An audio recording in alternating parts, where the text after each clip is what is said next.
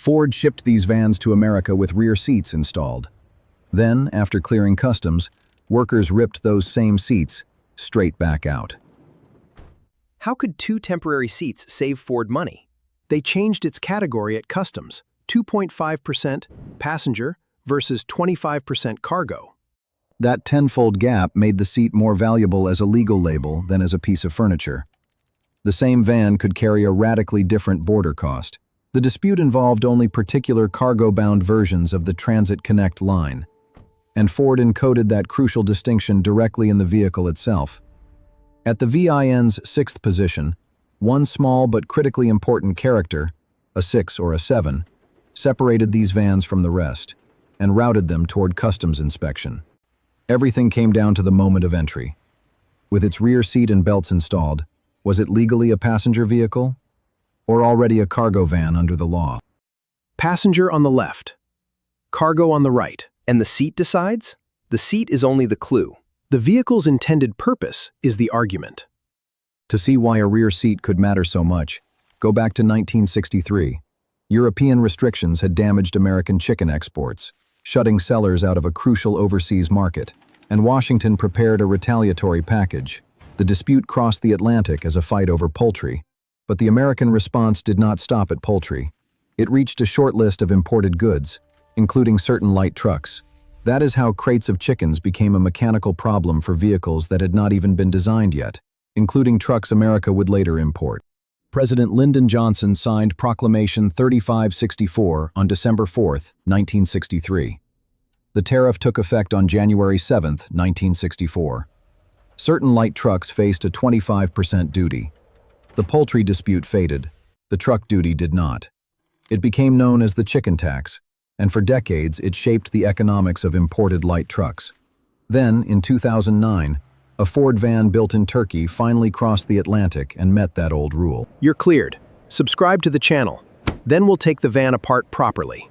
First, could properly include unbuckling me from this seat? Beginning in 2009, Ford imported Turkish-built Transit Connects. Some were genuine passenger wagons.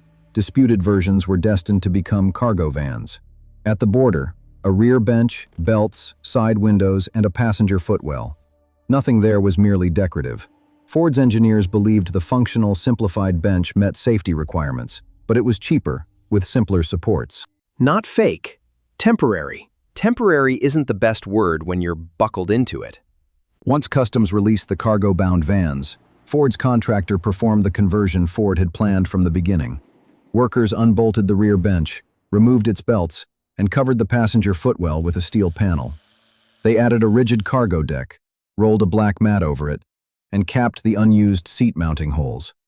Nothing required redesigning the van or rebuilding its main structure. Customs observed how fast it happened. The seat came out in under a minute, and the cargo floor was installed in under 5. On the S7 versions only, rear side glass was also removed and replaced with painted metal panels. At the port exit, the planned cargo configuration was complete. Seat, under 1 minute. Floor, under 5. The slowest part was the law. They shipped it across the Atlantic. For a seat they removed in under 1 minute? Classification changed the bill dramatically. For every $100 of customs value, passenger duty was $2.50. Cargo duty was $25, 10 times more. The gap made each seat, window, belt, and floor panel legally valuable before any wrench turned. Customs formally reviewed Ford's conversion operation in 2012. In January 2013, it classified the cargo-bound Transit Connects under heading 8704 for goods vehicles. Ford argued for a simple border snapshot, a functioning bench, belts, windows, and footwell. Customs followed a longer commercial story, how the van was built, marketed, converted, and sold. That distinction drove the fight. Which version counts, the one before the wrench or the one after it? That is the entire case compressed into one sentence. The conversion took minutes. Defining it in court took years, and several rounds of litigation. In 2017, the Court of International Trade accepted Ford's border snapshot argument and classified the vans as passenger vehicles under heading 8703. But that was only the first round. In 2019, the Federal Circuit reversed the decision. It held that the cargo-bound vans belonged under heading 8704. The appellate court looked beyond the installed bench. It considered the vehicle's design and structural features, how Ford marketed it, the commercial market it targeted, and how the vans were actually used after importation. Those factors pointed toward transporting goods, not passengers. Same van, different legal answer. The wrench was never the difficult part. Ford asked the Supreme Court to review it.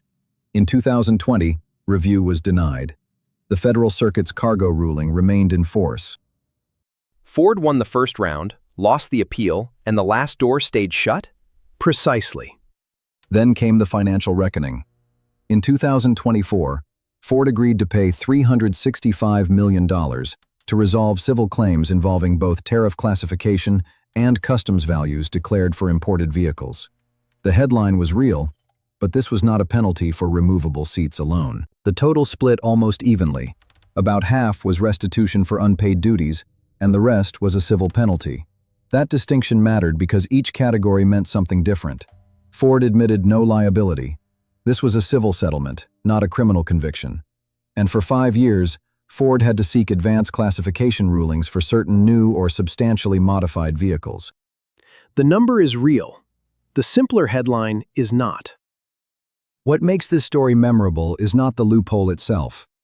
A trade rule from 1964 reached into the design of a modern van. The bench, belts, side windows, footwell, mounting points, and cargo floor all acquired legal importance. The tariff was never drawn as a component in Ford's engineering model. Yet the factory built around it, a ship carried that configuration across the Atlantic, and port workers completed the conversion. Design, shipping, labor, and legal strategy all bent around the same old rule in practice. So the law designed part of the van? Not on the drawing board, in the process. Regulation looks like paper.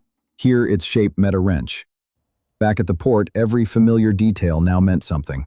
A physical bench, a planned conversion, and the same staggering tenfold tariff gap. The dispute moved from customs to the courts. The financial consequences finally arrived many years later. A fight over chickens had crossed an ocean and 45 years to reach inside a Ford van. Professor, am I a passenger or cargo now? That depends. Are you staying in the van? If this story taught you something new, subscribe to the channel. It helps us make better videos and publish them more often.